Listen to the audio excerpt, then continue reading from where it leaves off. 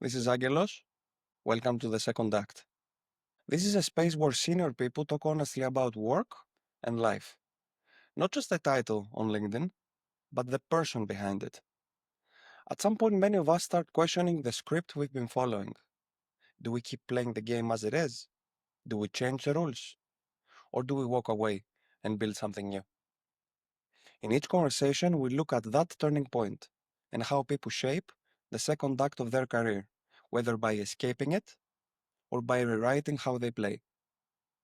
Today I'm joined by Maria Karydi, an old friend, colleague, and one of the most talented designers I have ever met and worked with. With Maria, we explore her career, the pivotal moments of it, how she's dealing with long-term unemployment, and her second act. Hi, Oh, Maria. Let's pretend that we are hi. making an introduction in that conversation, Yeah, although we are let's already do talking it. for quite some time, Good like 15. one. How are you? Not too bad, not too bad. Today in Scotland it's quite warm, a summer day. Also, it's a funny day because they have a heat wave that is gonna reach 28 degrees. And as a Greek That's a heat person, I'm wave. like, Are you visiting? Are you going back to Athens to frequently? Athens, I'm trying to visit a couple of times per year because lately, after being 7 years in the UK, I realized that I want to spend more time with my family and friends.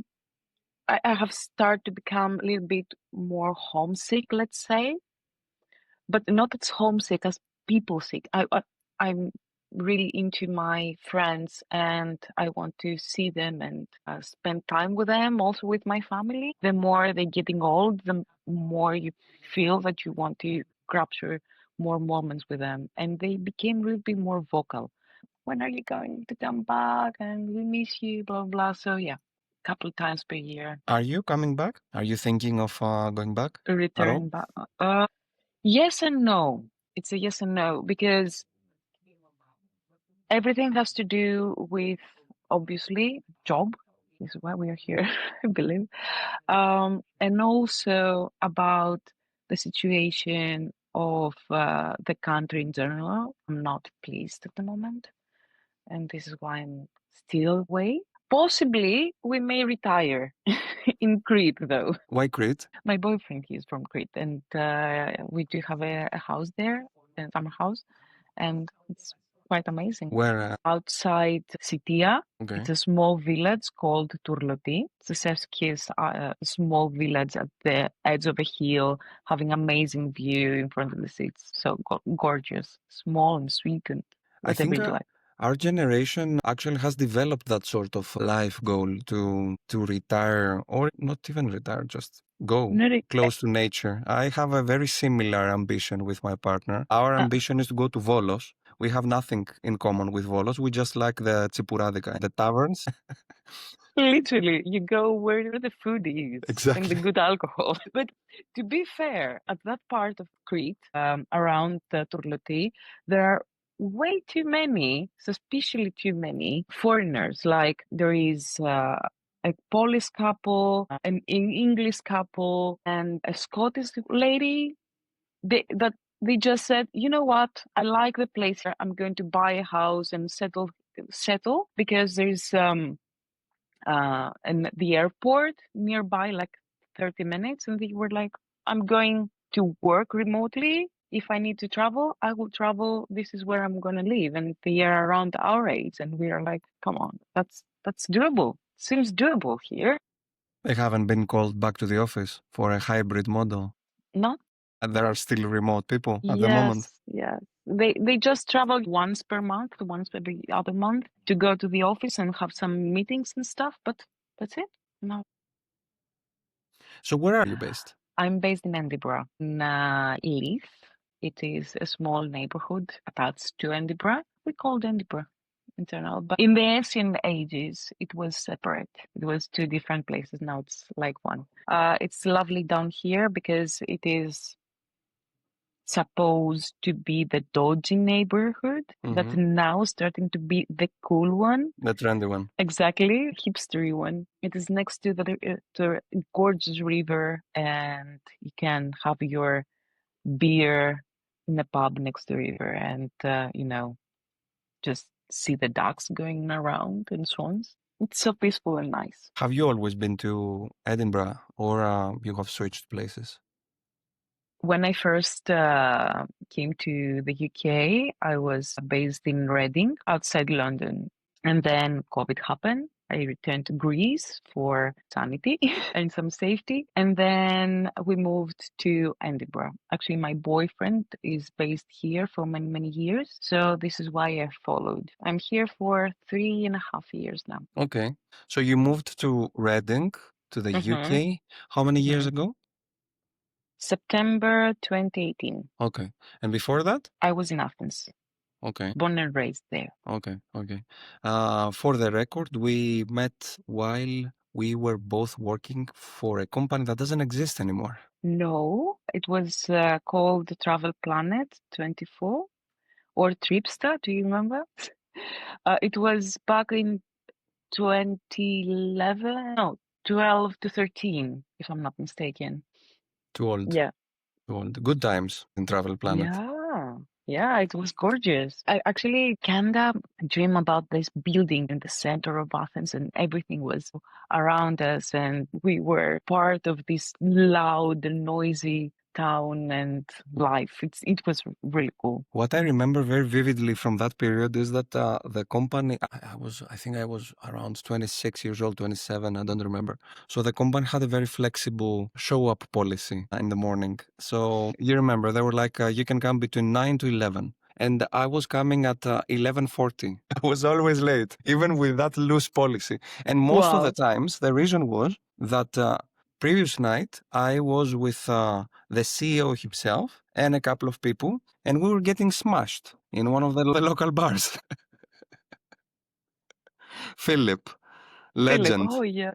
Is he now continue with other companies? I have no idea. I lost track Mm, entirely. I don't know what they're doing. I haven't heard about them. I hope they are. They have some millions in the bank, enjoying life, why because not? they were good people. Yeah, they were really lovely. Actually, we met there.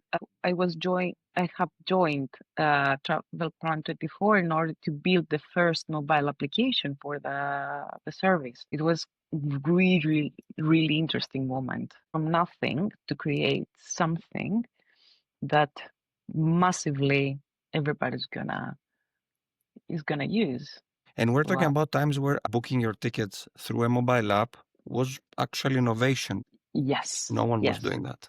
It was only in big companies like Skyscanner and companies as such that you were able to book your ticket. Even search your ticket in your mobile application was something that nobody did. And we had huge um, research around that because at that point our users were like, no, we don't trust our mobiles, and we always book our tickets throughout our laptops, our desktops. And now it's totally the opposite because mobile applications have built strict routes in order to be fraudulent and very secure, so everybody trusts their mobile first. So innovative and so different. It was very cool. Very cool. Until investors got in and things changed. But let's not go there. Since we No, no, started no. talking about your career and what have you done so far, I would like to make the typical interview question. Can you go through your career and your professional path so far? Oh, How did you start? What did you study? How did you do? How did you go to UX, UI, UX? I just want to capture the whole thing, if the it's whole okay. thing. Of course. Why not? So, as I said before, I am born and raised in Athens, and I born and raised creative. I was drawing from very, very early age, and I was make my dreams into drawings and sculptures and everything. And my parents were very, very supportive around that.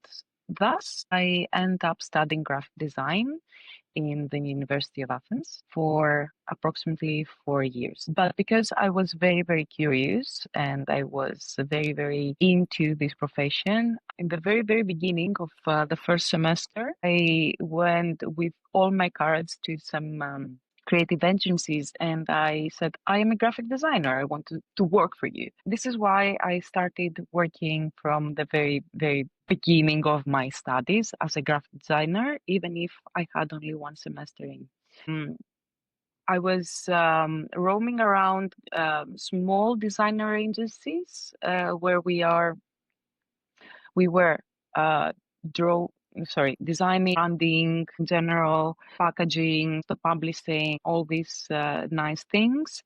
And then after my graduation, I started investing other fields because I was in the middle of the crisis. And back then I was working for an advertisement agency, a big one in Greece. Mm-hmm. And because of economic crisis, then they had to lay me off. And I was starting searching, and this is how I end up on digital design because it was on the rise. Mm-hmm. Back in 2011, 2010, Greece was a nursery of startups, if you remember correctly. I do. And we were the first in this group of people designing and exploring this new technology and new ideas around a mobile phone because we didn't even know what it is. We didn't know even their power. I remember I didn't even have a smartphone when I started designing for one. And this is how I invent, explore, and all this design for a screen that is in your hand and it is alive. It was something different. It was exciting, really exciting Yeah. back in the days. Yeah, we have spent about 10 years, and I reflect back on that sometimes. It's been 10 years that big things were happening in tech. Things that were being perceived as positive innovations, let's call them. I mean, the question would be, okay, are there negative innovations? I mean, that things were happening. We had to catch up in our knowledge and do very cool things, but not things that were threatening the digital talent out there. The period that we're experiencing now compared to that is way more volatile. Anyway, I don't want to interrupt you. It's a conversation, it's fine. Your mind gets blown by designing mobile applications and designing mobile experiences at this stage. Experiences, exactly. Because for a student that used to get inspirations for books, having a screen in your hand that moves and gives you all the information that you need. And inspiration, experience, whatever. It was a smart thing, and whatever you did has a function behind that. It was mind blowing back in the days. You know what I mean? And it was so cool. Let's say the truth, okay? Everybody in this group of people that we were at the top of the world. Yeah. Doing something that nobody did. I had to discuss for ages and in order to describe what I'm doing and what is this thing that is going to overtake the world in a few years, and nobody understood what I was saying. And then after working for many years in startups, I think Travel Plant was a startup back then, or not? Yeah, it had definitely a startup culture, but I think Yeah. it was a scale up.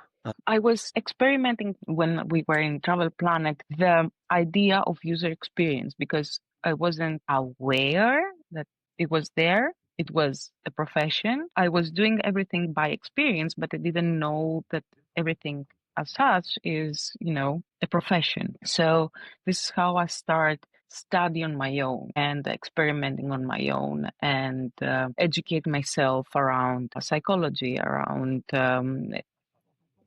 interaction, about all the things that includes user experience. And then I moved to desktop startups because I was really, really curious to see the experience not in your hand, but in the desktop.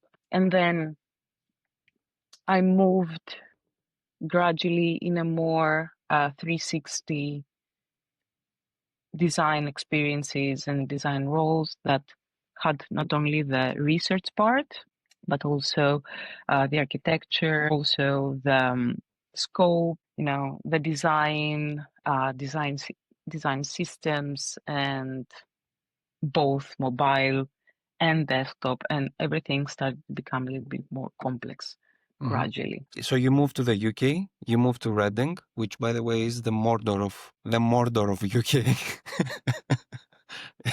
It's one of the worst places. Slow is more. That's true. That's true. You moved to the UK, and how was that move for you? Did you go with a job offer, or did you go there and landed a job? No, I moved because I had a job offer. It was a moment for me that it was quite difficult because I have started to not feeling comfortable inside my role. And I believed that moving away from Greece, I possibly move away from my problems. Okay. And possibly I will start feeling again this excitement and this creativity, which was true in the very beginning. I came here working for Three Telecommunications. It was my first time working for millions of users. And it was really, really exciting, really wow. Technically, Travel Planet was also millions of users. Even more millions. Yeah. So probably it's the second time that you were working for millions. But okay, Yeah, multi-millions. But multi-millions. three is a very recognizable brand, the Yes. top brand. Yes, it's number 2, but it's in top 5, let's Yeah. roughly say. So I came here because I was curious to find something different, curious to see how another country is working. So wait, young UI UX designer in Greece got relocated to the UK after Not receiving really an offer. young. I mean, Sorry, you were not in really your young. early 30s, right? Yes, yes. Okay. But I was already a senior Yeah. in design. Still, Three, a global company, relocated a nobody from Greece because for them you're a nobody. Yes. And they brought you from Greece, so they must have seen something. I don't think that the UK lacks talent. No, they don't. We are way too many here. But they saw that possibly I was reliable and I was able to solve problems. And also they saw that I am able to collaborate. How does it feel for a person that hasn't lived abroad yet, that has some experience in Greece, to receive an offer from Three and take a luggage or 2 or 8, I don't know how many you took, One. and just move to another country to work for a company that big? I think that even getting into these offices must have been a little overwhelming or a little intimidating. Let me tell you, it was really scary in the very beginning because I was living in an Airbnb for a month up until I found a place on my own. But everything outside was really, really interesting and very exciting to see what's going on here. There's new buildings, new people, and it felt more like a journey, a trip that I made in Reading. The offices weren't that intimidating because, as you said, Travel Planet was already really, really big, and it was approximately the same size. Yes, because it has multiple offices around the UK, so people were spread. The most intimidating thing was the first day at the office, introducing myself to the team, which was one Wales guy, 2 Scottish guys, 1 Indian, and a bunch of people that were located in a village outside Manchester. You couldn't understand a word that they were saying, huh? Nothing. I was looking at them like, how am I going to collaborate? I don't understand a thing of what you're saying. Why the English that I've been taught are so much different than the English that they're talking? Actually, after all those years, it's because the idioms. We do have idioms in Greek language, and we are very, imaginative around that. So it's so difficult. I The remember pronunciation is very difficult, actually. when I moved to the UK, I had a very similar experience. I landed to London. I had an Airbnb, and I used Google Maps to see where my office is. And my office was somewhere around Tower Bridge. So I take screenshots because I didn't have data. I was still using my Greek number. And back then in 2015, we wouldn't have 24/7 data. No. It was expensive, at least for Greece. So I didn't know how to do that. So I took screenshots of Google Maps, how I'm going to the office. While in Athens that might be enough, that means that I left home at around 10 a.m. and I found the office at 6 p.m. And next day I go to the office and people talk to me, and exactly what you say, they speak to me, and as a true Greek, I don't understand. I say, what? What? What? What did you say? And my boss takes me and tells me, in the UK, it's better to say, I beg your pardon. But I beg your pardon. I'm Greek. I say, what? What? Idapes, more. So you move to the UK, you start working for 3. How is that for you? And how long did it take? It was amazing. The team, even if I didn't understand them, they were glorious. They were amazing. Everybody has a different story to say, and everybody brought to the table something really, really interesting. The main difference that I found, and I say that what was amazing, it was the pace that we were working. I have been through agile environments all my life, but here was something different. Here, everything was slow. Everything took time because they were how much time you want? A week, 2, you have it. It wasn't like let's squeeze the 2 days. We were working in a slower pace, and that was really out of out of my experience, out Yeah. of me. Yeah. Even I was working like Yeah. as Like we're the meme, doing. the cat. Yeah, like exactly like the meme. I had, all my tasks ready in a few days, and they were like, "What are you doing? Stop." I want to ask you about that. When you landed in the UK with the Greek philosophy that I'm not leaving the office if the boss doesn't leave the office, or I work 12 hours per day, how did that feel compared to the others? Or how did they perceive you? Did they see that positively? Did they see that negatively? Really nice question. I felt this question in their faces when I was still working and it was 5 o'clock and everybody started leaving, like they have already left. Then I was on my own and I was like, okay, possibly I have to leave now. And I remember my product owner told me, Maria, go home. And I couldn't understand what to do with my time. I didn't know. But am I able to leave? Am I able to do other things, explore, and have leisure time? It was very weird for them too because they don't have it in their culture to overwork. It is okay once in blue moon, but being there all the time, it's not a thing here in the UK. At least in three. I don't know if in other companies if they have a different culture, but in three it wasn't. It's very American to work over hours and Greek. Yeah, I have a similar experience. And actually, Mm.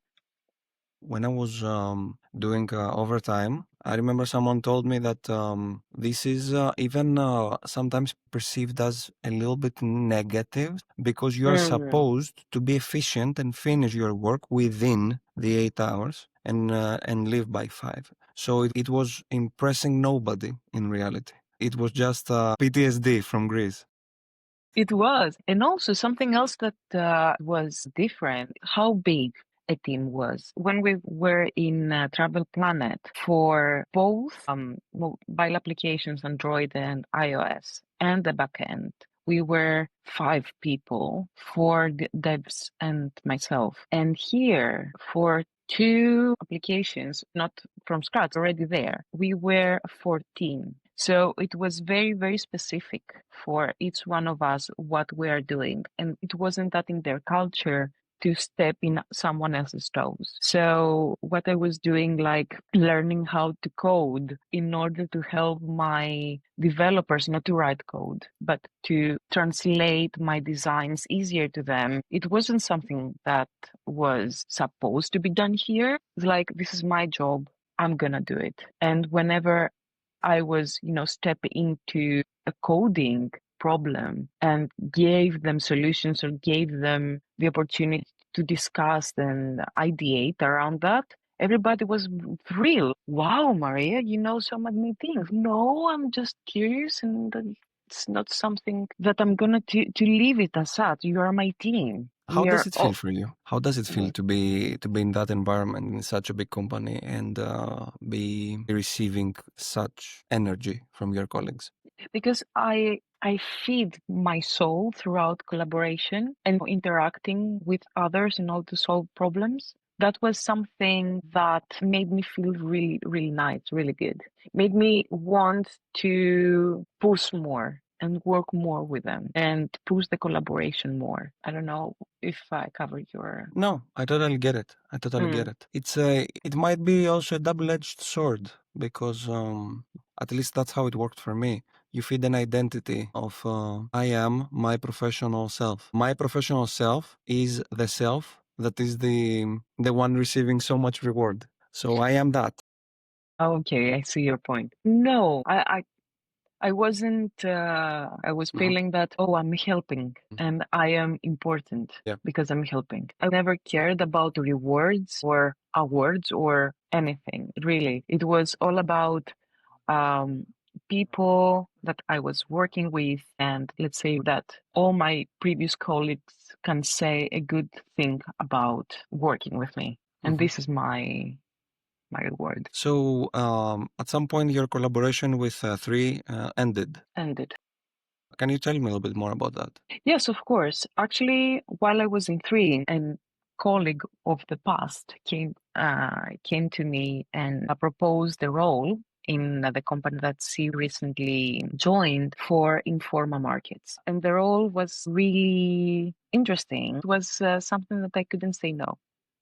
It was a permanent role, being the first designer that will build the centralized team that is going to create a centralized tool about them. I was really, really vague. I can say it again. So the project was the centralized solution about all the events that they were creating, because Informal Market is a huge global company and enterprise that organizes B2B trade events all So they around the were world. building a software, an internal software or a customer-facing software? They were trying to build an ecosystem, like a centralized software for internal use that would be connected with customer-facing other tools, because they have way too many needs around organizing the events and treat their customers. So we were ambitious enough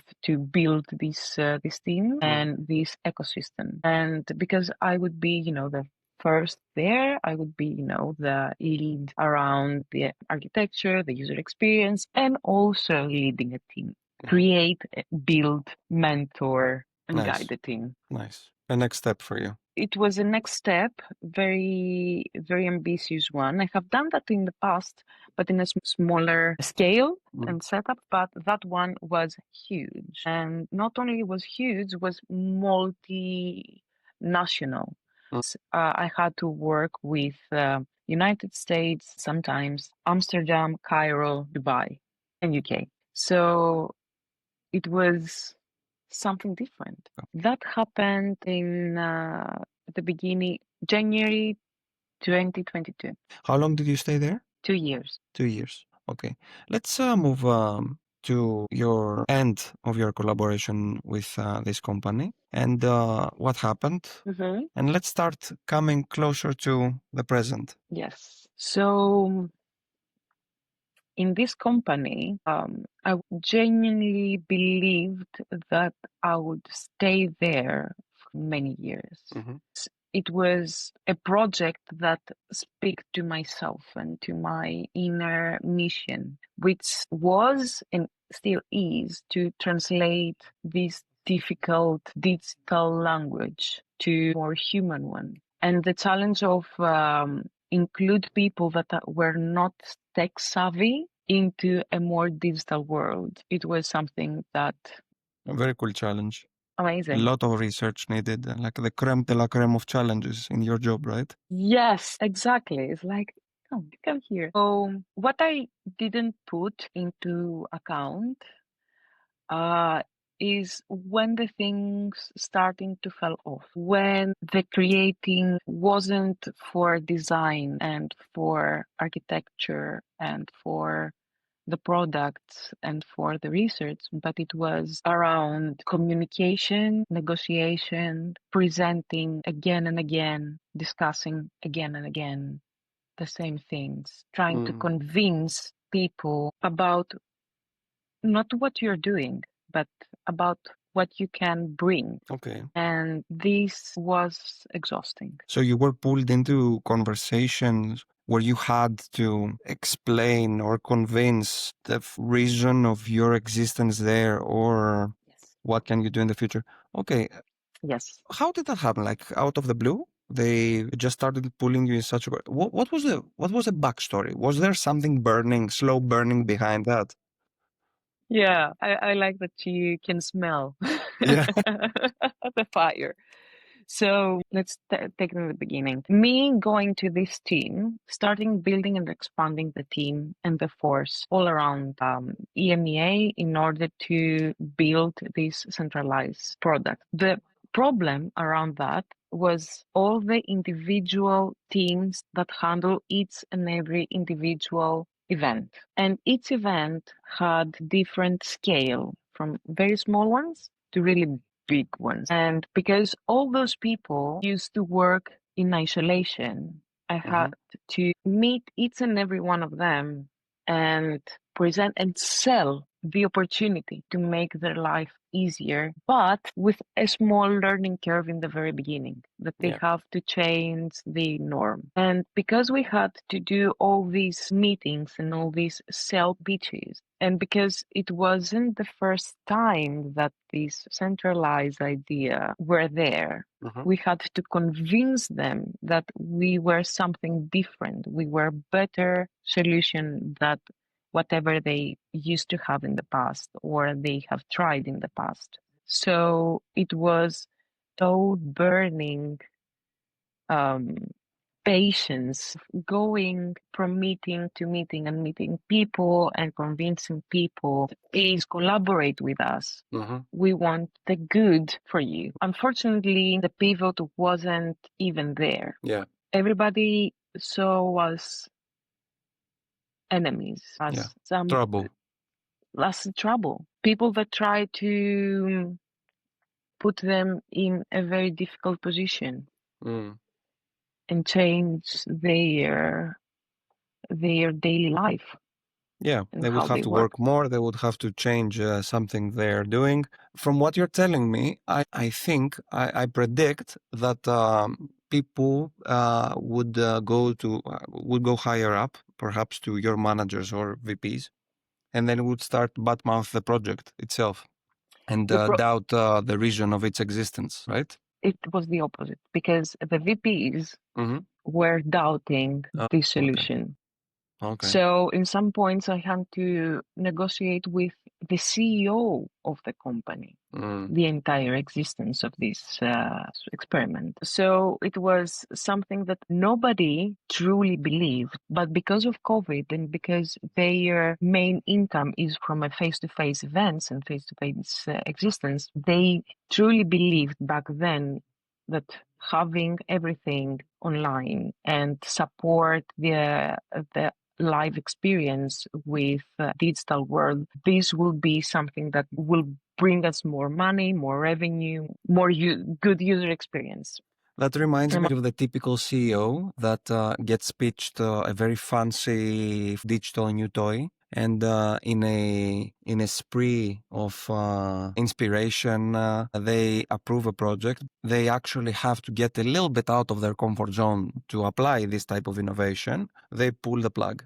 Very Exactly. similar to clients I have worked in the past, that they want to get product-led, for example. They want to apply product-led growth, but they're not willing to hire different people, run extensive paid ads. They're not willing to change the sales-led approaches they have. So very, Exactly. very typical CEO incompetence move. Although it Exactly. can happen.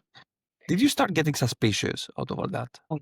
Actually, I started getting suspicious around the future of this experiment very early because the VPs, as you said, and the CEO wasn't a tech CEO, and they didn't know the drill around building internally a digital product and be, the producer of these solutions. They really early start pulling and already made solutions, and they were like, make them work.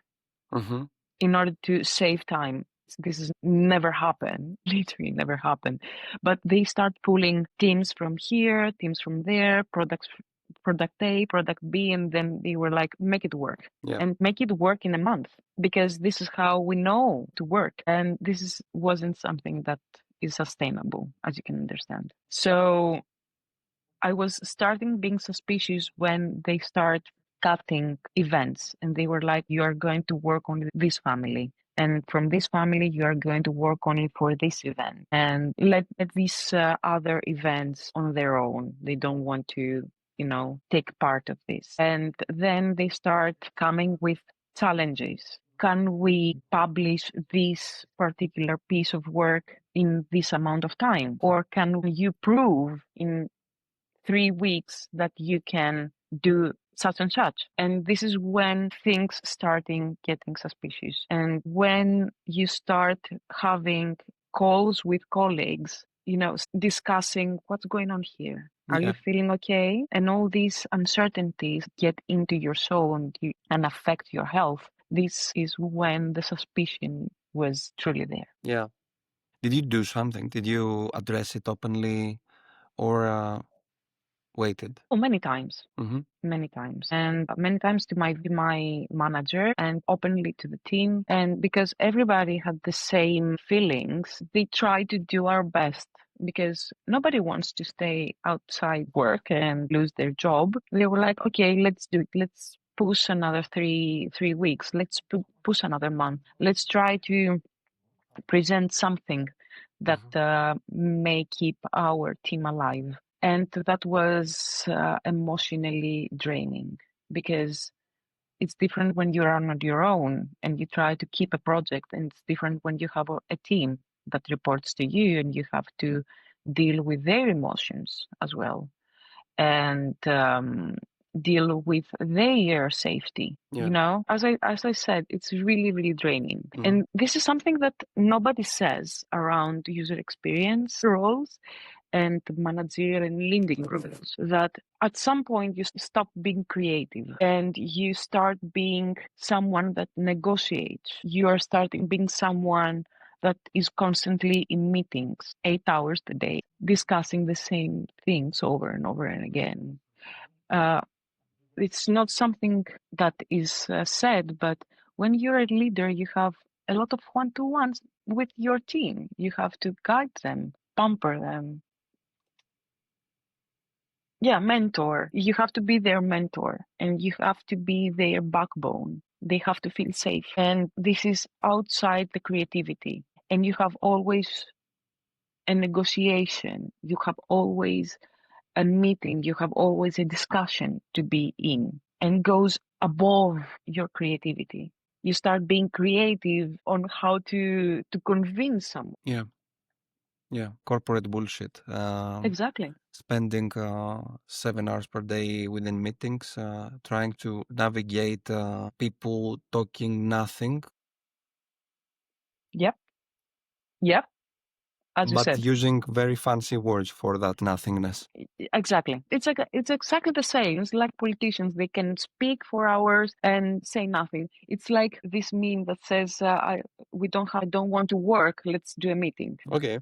And what happens? This came to a dead end at some point. And not only in the company, but also in us, in ourselves. Personally, I didn't have a good time at all. I was very deep into depression, deep into anxiety. I wasn't able to wake up in the morning. I was shutting down the middle of the day. I wasn't able to sleep at night. The stress was part of my day. I was waking up and sleeping with stress. And that wasn't only a case for me, but for many people inside the team. And when you are pushing yourself too much, you know yourself that at some point you cannot do a really good job. And everybody starts feeling very tired. Up until the end, that we were like, okay, you don't need a team like that. Let's be honest, and let's get rid of this team. And this is when we start negotiating again, where the people are going to be relocated, in which other teams, where there is a need for research, where there is a need for some design, where there is a need for some development. Can I ask you something? Yeah. The emotional background that you shared, do you think that it showed? Yeah. How? First and foremost, I had missed morning meetings. And when I say Okay. morning meetings, I mean 11 o'clock, because I wasn't able to sleep all night and I overslept in the morning. You're saying something very interesting here, and I have been in a similar situation in the past, and I would like to ask you, a situation is creating a lot of anxiety and insecurity that impacts your emotions, and you do things or you drop the ball in ways that maintain the anxiety and the insecurity, Yes. or they confirm the bias of your environment that something is wrong. So it's like a chicken egg problem. Yes, exactly. Someone creates a toxic environment for you, you get toxic, you do wrong things because you feel anxious, Yes. then they validate their feelings, and then they Yeah, give you more exactly. toxicity. Exactly. So Exactly as how that. was that for you? Like you when you missed meetings, or how else did it show? How else did it manifest from an external perspective? So because we are Greeks, Mhm. you know, we care, and we are not throwing hot potatoes. We want to hold the hot potato and, cool it down.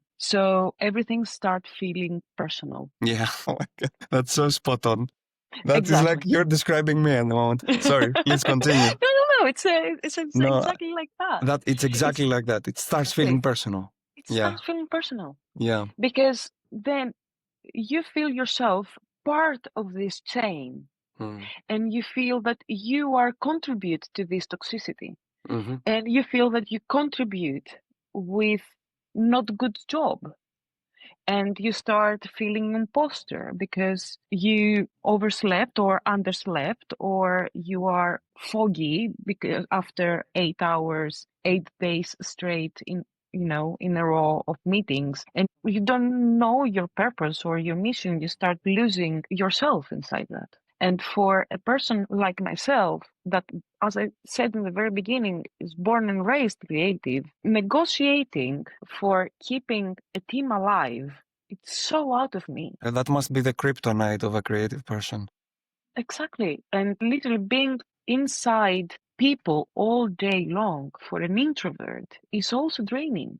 You know what I mean? And especially when we are from a part of the world that we care for other people in your team. When you say that you are a collaborator, and you are a collaborator, you want the best of your team and the best for your outcome and for your well-being, not only your per se, your team's well-being. Are you showing up as emotional in the professional setup? As Yes. unstable? I was very, not talkative, vocal. I was really, really vocal. Mhm. About instance meetings, I was like, we don't need to be here. Let's solve it as an email. This can be translated, and you can say it in different words and sound polite, but you can say another way and feel rude. And because I was mentally exhausted and physically exhausted, I couldn't find the words to be polite. You know what I mean? And because people here are, as you said, I beg your pardon. You didn't say beg your pardon. I was like, what did you say? What is that meeting? What? Why am I here? Why am I here? Why are Exactly. we doing that? This Why is a Slack everybody? message. Exactly. Like, why? This is something that needs to be here only for these three people. Why are we are 10 here? Do you know how much money we spend at this very moment? And literally, I started being rude. Showing up as on the edge. Yes, because I Yeah, wasn't the edge. yeah. Which was basically feeding exactly the same situation that made you be on the edge. Yeah. Okay. You feel trapped after a Yeah. certain point. And also, I realized that I wasn't in the right path. When I start losing the touch of the news around the field, that was also a crucial moment, because in the very beginning, when I was excited and happy around the digital world, I was always keeping with what's new, what's trendy, what's cool, what's popular at the moment, what everybody else does. And I realized that optimizing my day and getting informed around the latest inventions and the latest trends around UX wasn't something that interested me more. That was also a sign that I really don't have really much joy here. That was also a validation of my suspicion that something is not, it's not okay. Something's not working here. So what happened? After negotiating again with my manager of what we can do, I end up choosing myself be redundant in order to save the rest of the team. And I went home. Okay. How long?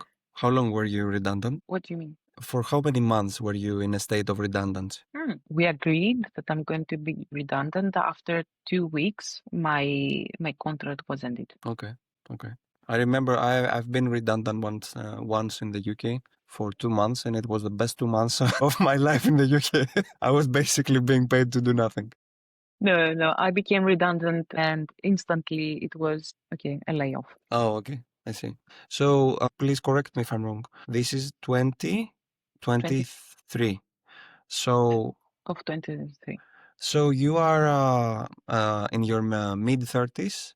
You have a rich career uh, 18 since years. a student in graphic design, UI, UX. You have worked for three. You have worked for large travel agencies, companies that I don't know, but they sound big. And at this stage, you are back to hunting for your next job. And here starts the the interesting bit. What happened? At first, what are you doing? You're getting redundant. Do you start applying instantly? No, Are you taking some time off? How does it work? I took roughly 2 months off Okay. because, as you can understand, I needed to grasp myself again and get some sleep, uninterrupted one. Are you feeling confident at this stage that Yes. it won't Yeah. be a big deal? Yeah, exactly. Because literally never in my career life have I stayed outside work more than few weeks. Yeah. I was always employed. And after being redundant, I was like, okay, as you said, they paid me to leave. I have my money stable there. I can stay 2 months perfectly on my self-care. And then I will start searching again. And then something that I didn't know started.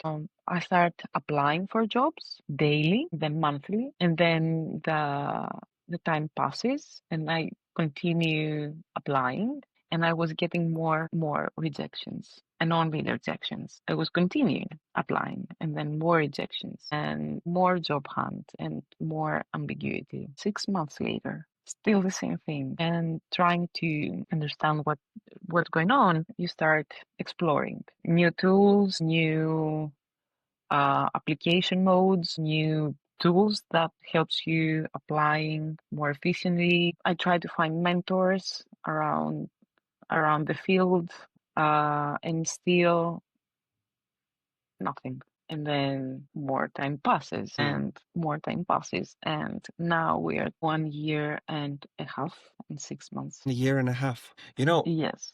a small point I would like to make is that nowadays when we hear that someone is unemployed, maybe it's just me, but I'm always thinking, okay, what is the other side of the story? Are they doing something wrong? Are they weird? Is there something weird with them? It's funny because I have been exactly in the same situation that you describe. And knowing you, knowing the huge career that you had so far, knowing the experience that you have, and also knowing myself. But it's different when you see someone else that you know that they were a very big deal. And they are a very big deal. Because when it happens to you, you start thinking, fuck, something must be wrong with me. I must be doing something. Yeah, I did. I did big time. After all those months on the hunt, and also hunt for other stories and other people that are in the same situation, everybody feels the same. Everybody starts, okay, I'm here, I can do it. And then you start feeling imposter. You start feeling that you do something wrong. possibly this is not something for you. Possibly you are not as good as you thought you were. Possibly, you think all the possibly Yeah. around what you're doing wrong. And in this market nowadays, it's really, really hard to understand what you're doing wrong Why? because all the companies are inapproachable. It's really hard to find people to give you feedback. It's really hard to get feedback from applications that you have failed, from interviews that you have failed. And believe it or not, I have been only under 6 interviews, 1.5 years now. Really? Yes, 6 interviews? only. I mean, the dynamics of your job are a little different because as a product manager, a company might have like a few. But then for each product manager, there might be 3 engineers or 5 engineers. But when it comes to UI UX, you have 1, 2, 3 for a crowd of, I don't know, 20 engineers. Yes. So the demand is always proportional to engineers. But 6, you said? That's too Nothing. little. Like, are you sure you're not doing something wrong? And by wrong, No. I mean, I don't know, just literally screwing up something in the application. I don't know. Are you sending any? I want to make some very inappropriate jokes now, but I hey, don't know. fucker, looking for job. This is my CV. Hire me and thank me later. I don't know. Literally, I have tried all the possible setups in my CV, different layouts, different wording. I have used, as I said, services that optimize your CV depending on its different application, advertisement. I have written and rewritten my CV I don't know how many times. I have paid professionals to write my CV. I have changed my LinkedIn many times, optimizing, its version. I have built and rebuilt my portfolio many, many times in order to be more intuitive, more clear, because also we lack these skills. English is not our native language, so Mhm. we have to try a little bit more around the Yeah. phrasing. Cover letters, oh my god, I'm a pro now. I have written numerous cover letters. The things that went wrong and I got feedback for being wrong, I tried to solve them and optimize them. Other than that, I don't know. Maria, I think, and of course, I don't know exactly how you are performing within an interview, but from the limited experience I have on what happens behind a job application, most of the times is as simple as someone came referred, someone got liked massively, they nailed an interview, so they just stopped checking. The job is fake. Yes, many They times. chose not to hire at the end. They changed plans. So Mhm. in lots of cases, the reality is much, much, much simpler than. Yes. But we tend to think that it must be about me. I must have done something wrong. No, in 9 out of 10 cases, they imagine a little chaos somewhere in the Yes. world, and your application, no one gives a shit about your Oh application. yeah, of Probably course. they haven't even seen your application, and they Yeah, just send you a rejection letter. exactly. So if you want my point of view around that, first and foremost, yes, there are a lot of advertisements that are fake. Yeah. They are either fake coming from recruiters that they want to create a pool, HR departments that want to create a pool, or they are advertisements that have to be published because of the law here in the UK. Yeah. So they already have the hire ready, but they need to publish the advertisement. Then we have the massive amounts of layoffs that have been done in the late years here in the UK around tech and especially for designers. So there's way too much offering rather than demand. So an advertisement, especially if it's a really good company or well known, many get hundreds, even thousands of CVs. So literally, I do understand that they possibly get, the first 10, 20 of them, 50, I don't know. They scan everything and they say, to all the rest of us, thank you very much. There are a lot of tools. So we have seen a massive application of AI inside this field. and they filter and sort CVs using AI tools. We have seen also a lot of demand for lower experience, not seniors, not even middle, like juniors that they just come out of the university. And also there are a lot of people that claim that they are designers and UX designers, or because of the hype few years ago, a lot of people became UX designers or UX researchers. So now we end up in a situation that our is overpopulated. Yeah. How does it feel for you after such a bright career to receive rejections for 1.5 years? Obvious question, Yeah. but I would like to hear your view and maybe share mine as well, because Yeah, I have definitely. I been want in you. the exact same place. Yeah. But how So is it for you? it was really devastating because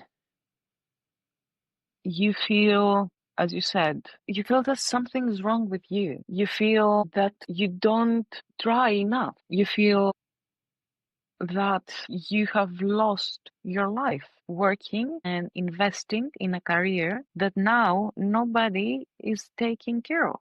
Yes. But like that, exactly like that. Yeah. You start questioning your decisions. You say, have I done the right decision with my move to the UK? Have I done the right decision of going away from designing and go to the managerial leading position? Have I done that correctly? Why? Questioning everything. And the resilience, you know, it's something that is used as a buzzword that days, but do you know how much power you need to be resilient? So yeah, it was hard. It was hard because also having passed through an era being inside workforce, feeling depressed. Now I'm still feeling depressed, but without a job. And that made the I things mean, if even you're worse. feeling depressed, at least you need a big salary to fund your booze. Thank you. Across this time, did you receive any judgment or any criticism or any? Oh yeah. Judgment. I have two parts of judgment here. The first is because I have become a little bit more vocal around my experience on job hunting in LinkedIn, and I'm writing more articles around my experiences or my thoughts or my frustrations. And there are a lot of people coming back to me saying that you're a drama queen and these things on your LinkedIn. It's not good for your profile. And also, I have received judgment around job hunting, like don't say that you are Greek or don't say that you have these failures or say only the fuzzy stuff, or I have been rejected almost. Not almost, I have been rejected because I said I have worked this amount of time, but I never said that I had a gap in between this. Yeah, you told me about that. Can we name the company? No, I'm sorry. No worries. No, that's okay. But can I describe the company? A huge financial institution. Exactly. Huge. One of the top ones in the planet. Yes. Everyone knows it. Yeah. So I want to highlight that. Yeah. Designer, mid-30s, bright career, gets unemployed, almost works for a huge financial institution. So there is an insane up and low here. From one side, the market tells you, fuck off, Maria. We think you're a piece of shit. And on the other side, we might have a huge financial institution that almost hired you and the deal broke because of a technicality that probably the procurement department, this hateful department, flagged, which meant nothing. So procurement and paralegal. How is that possible? Like I would, in my days, being in my 20s, when someone didn't have demand in the market, there was a consistency across that. You wouldn't receive an offer from a huge financial institution or have that experience. Now we're talking about a situation where you might, in the same time, land a job in Google, Microsoft, but be unemployed for 2 years before that. That is very weird. How do you explain that? Can you explain that? I personally cannot. I'm trying to. Maybe I have some potential explanations, but I don't know. I cannot explain it. The market is hard. That's not just hard. That's Weird and not easy to explain. The rules. What are the rules of the market? This is what I don't get. Because we have discussed about the rules, back in the days we knew more or less the rules. At the moment, you don't know the rules because everybody has different setup. And also there are way too many people working around HR and hiring managers and all the stuff that they don't pay attention to the soft skills. Yeah. And they pay attention only in numbers. So we have discussed before about all these tests, reading comprehension or mathematics. Monkey testing. Monkey testing. Others, they said your website or your portfolio is not interactive. Others say, you know what, I want a video of you describing yourself. And because you haven't put a video, I don't trust you. Others say, you know what, I want you to have a presence in LinkedIn, being vocal. Others say millions and millions difference of things. So you have to fight in a war that you don't know. You're literally blind. Yeah. I want to say something about the monkey testing. When I was unemployed and quite desperate, also financially very desperate, I was applying everywhere. And one of the companies that I applied for, and I will call them out publicly, it's called Canonical, the company behind Mozilla, where they send me the monkey tests. Now I have the same years of experience as you, and success stories, and. I mean, I used to be a very big deal.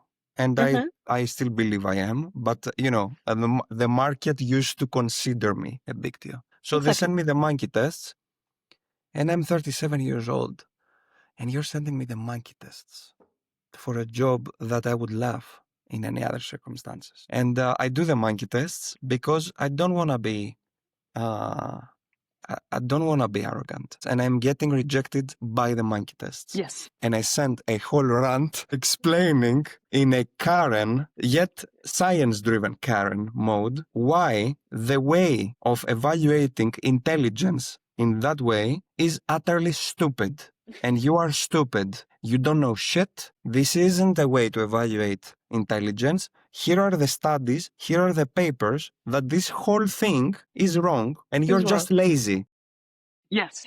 This applies to what we discussed in the beginning with my experience in 3, that if you have to do one thing and tick some boxes, this is the only thing that you're gonna do here. If you have to divert your route, it's not going to end well with you. You are not gonna do it. It's like, I have to do 1, 2, 3, I'm not gonna do 4. So if some, as you said, procurement team, some paralegal, some HR has to do these check boxes, and even if you are a marketing person and designers person and I don't know, whatever person, you have to tick the math checkbox, and you did, and you're out. This experience, it made you reevaluate somehow yourself, the definition of success, your identity.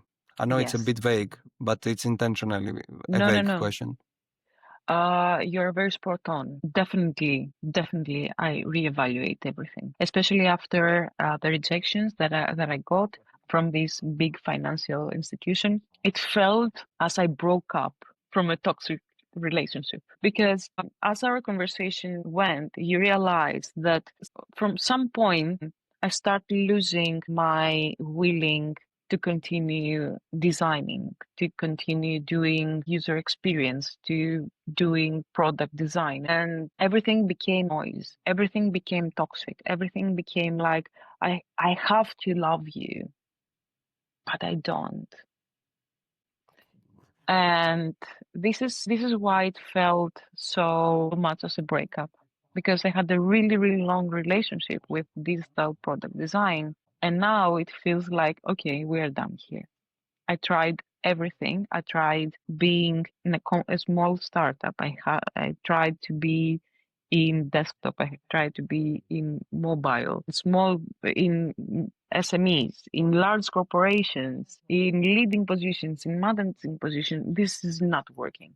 It's not working anymore. So I am re-exploring myself and trying to become again the creative student that I used to be in my daily life in order to start feeling joy and feeling happy and calm again and try to find myself again as a professional, as a career. Yeah. What about you?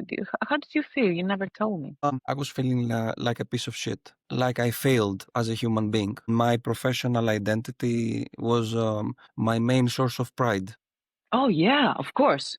Of course. Totally forgot about that. And money. We come from a traditional country with quite old school gender roles. And I have subscribed to these gender roles, meaning that I was feeling that if I cannot Bring offer the to steak my on the partner, table. yeah, not even that, way simpler things. Like if I cannot buy my partner a drink, if I cannot buy her dinner one time, that's Mhm. not even extreme gender roles here. This is just dignity. Also, our culture is really, really rooted on if you have money and if you have a really cool job, you're worth. Yeah. And we, as millennials, born and raised in Greece, in this period of time, everything is your professional status. We don't talk about relationships. We don't talk about feelings. We don't talk about anything. It's all about your status. If you're not working, if you're not making money, if you're not someone, you are nothing. Like, what are you doing with your life? I was trying to show up strong and brave and aggressive. Like my everyday persona is pretty much that. That's my armor. But I remember crying by myself in the toilet, literally. But trying not to be seen by my partner, a person that I was a little lucky back then, very lucky, because I was in a new relationship with a person that I still am, and she didn't give a shit. She was treating me like a big deal at the time that I needed to be treated like a big deal, even if everyone else thought I'm not a big deal. And I was on the verge. I couldn't pay my Vodafone. I literally went bankrupt. I went bankrupt totally. It was very hard, very hard. But I'm proud of it, and I was proud of it. Maybe you're not forced to subscribe to my ideology here, but while I was passing that, I was constantly thinking, Agela, you're going to overcome that, and then you're going to fuck everything around you. Agile, you are bigger than that. This is a test. The whole point of that test is for you to overcome it, to be resilient, to try, keep trying, don't break. You cannot break, but I could not afford to break, literally, because I was broke. So I had to find something.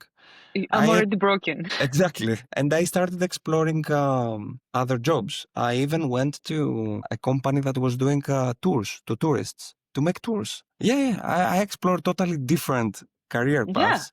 yeah, exactly. And I want to flex that a little bit because I want to switch it to you. I went to a touristic agency to be hired as a agent to give tours to people for 30 euros. And months before, I was charging 5 digit for an audit that would take me 3 days. Yeah. And then after a prolonged time of desperation, I landed a role at a very fancy company, which I don't want to name, but is obvious in my LinkedIn. This is crazy, Maria. This makes no fucking sense. I have a similar story to say. After all those months unemployed, I want to do something. I want to go out and do something. And I find a job to a local store that used to do embroidery on some tartan blankets. I was there literally immensely happy. Taking the blankets, putting in the embroidery machine, putting the letters that they want to embroider, and oversee the process Doing there. things with your hands, I guess, Yes, also. because you said the difference. I was making whatever I was doing in one day before in 2 weeks. Wow. I was working for 2 weeks straight in order to make the amount of money that I was making in one day. But I was so freaking happy that I was able to do something with my hands, feel that I was helping, I had a purpose there. It was amazing. It was amazing. But because you also mentioned about your mental state, I was really, really depressing. I was over the state of crying on my own in the bathroom. I was crying because I was existing. Mm-hmm. It literally out of nowhere, my eyes start crying and I starting feeling suicidal. It was really hard. I'm very confident to say so now because I have worked and working still in my psychotherapy. But I vividly remember falling asleep at night, wishing and truly meaning this as a prayer. Please don't wake up in the morning, please. And that was the broken part of me. That was a great coincidence because as you have a great partner, my partner is the very same thing. He is really, really there, and it's not only that, but he was there. He was supporting every single day as he never supported me before. And having people around you and this circle of people that hold you, meaning friends, families, partner, that is there for you means more than having a good job and money. Absolutely. Absolutely. If someone passes such a period, we'll understand what you just said. But you need to pass such a period to actually get that. Yes. Otherwise, it might sound like an emotional statement, but it will land only to the people that know what you mean. Yeah. I get what you mean. Exactly. And you said something the other day, very spot on, that we live in an era that everything in LinkedIn and everybody is spot on and sparkly and everybody successful and nobody goes out to say that, I'm broke and broken. Yeah. And whatever you see here is not only glitter, but it has a lot of shit behind it. Maria, do you know how many conversations I had these days with people that have extremely fancy profiles, like super successful? They look super successful. They used to be super successful. In fact, I remember I didn't have a chat with this person that I'm going to mention now, but I was chatting about that person with one of my one-to-ones. I used to work at some point with the company as a consultant, a very, very cool startup that makes dog food in the UK. Don't want to name them because I will basically give hints about the person. And this company had built a major success story on how they approached paid ads. PPC, very creative, super big success. The head of that idea and campaign has a green ribbon as we speak for a big amount of time. We're talking about a guy that probably has received awards across the UK for a campaign that made a startup a scale up. And that person has a green ribbon at the moment. And I just cannot get it because, okay, let's say UX has an issue as a function because you cannot hire a lot of people. Let's say product growth, the thing I'm doing is old school, everyone is doing it. But good old paid ads is in high demand still. I just don't get it. A lot of people are in a very bad situation, especially mentally. You can see people not necessarily being broke. Forget that. Just being lost, confused, depressed, people that run agencies that you think that they're making a lot of money, and they might make a lot of money. Being in a terrible situation mentally, in medication, under heavy medication to basically wake up and play the role, the robot with the clients. It's yeah. I think it forms into a new pandemic, a mental health pandemic. That nobody talks about it. Yeah, that nobody talks about it, and there's stigma about it. Yes, exactly. It's a stigma. Nobody can talk about it. It's like Fight Club. Nobody talks about Fight Club. Yeah. When we talked the other time, you told me about a project that just showed up in front of you out of nowhere with artists. And you also mentioned about you doing something with your hands. Now, I would like to hear from you across this time. What alternatives have you thought or tried, or even just imagined? How do you see your next step? I don't expect that you have a fully described next step, but what do you think from time to time? From that time, as you said, I have started searching for random, whatever other jobs because I was lucky enough in my life to not do anything apart from design. I'm trying to find other things, especially around creative field, possibly helping people with their creative journeys or small artists, because having a knowledge around visual communication is something that I can offer to the world out there, and I'm very, very willing to do so because helping people is something that really resonates with me. But also, I'm a creative person myself, and the story started when my best friend got married, and we were making her dress, and that sparks the idea of blending wedding dress materials, laces, etc., with socks, which is one of my obsessions. I love socks. I have numerous. All these sparkly and colorful random ideas. Socks is a part of my wardrobe that gets a lot of space. So I have started rethinking the idea of brides and what they are wearing and how comfortable all the brides want to feel in their feet, because it's known out there that wearing high heels for an entire day is not the most comfortable thing that you can do for your feet and for your soul in the same time. So I have started hand decorating socks for brides in order for them to feel proud and stylish wearing them when they are getting married with their trainers or their boots or their flats or whatever. You have to, when you pitch that, you have to have some sassiness, like some. Oh, I haven't thought about that. Possibly I have. Okay, that sounds very cool. That sounds very cool. I wish I had something like that. You make things with your hands. Yeah. Mindfulness, like present. You are in the present with that. Cool. Yes, it's actually you Makes are people the happy. present and you are not, because the amazing thing when you do stuff with your hands, being a creative means that you start doing something and you're like, oh, I'm going to do this little thing. It's going to take 5 minutes. And 5 hours later, you're still there doing your creative stuff. You lose track of time. Yeah. And this is what brings me joy.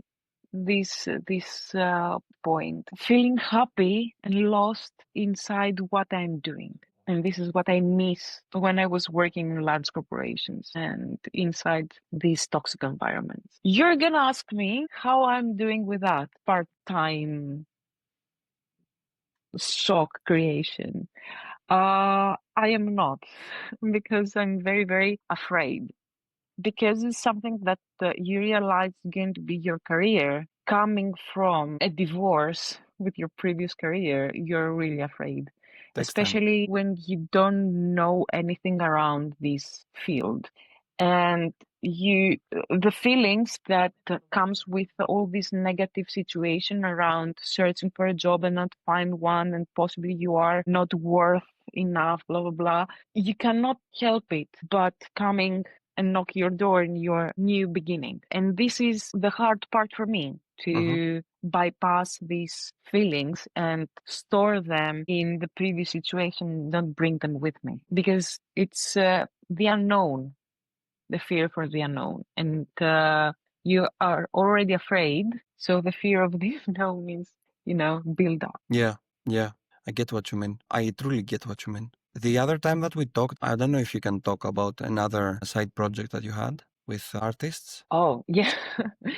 Of course, I can talk about it. I am collaborating with two great artists here in Scotland. Both of them are pop singers, and we are collaborating, especially with my friend now, Catherine Ali, on her visuals, her visual identity, her song promotions, and also because I'm doing things with my hands, with her props on the live performances, her dresses, her outfits, and all this. So it's a 360. Like, this is your logotype, this is your LP cover, and this is what you're gonna wear.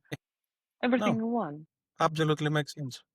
It's an experiment. Mm. And as I said before, I'm investigating my graphic design student self, that we were doing so many different things and experiment and designing too many different things in order to understand what we like. So this period for me is also that, like, experiment with many different little things, from, as I told you, mentoring, sewing, creating socks, branding my socks, or doing some advertisements, some packaging, like literally it's a new university Yeah. building inside my office here, experimenting. I'd like to ask you one more question, conscious of our time, because we're talking for 2 hours straight. And I think that we can talk 2 days straight. yeah.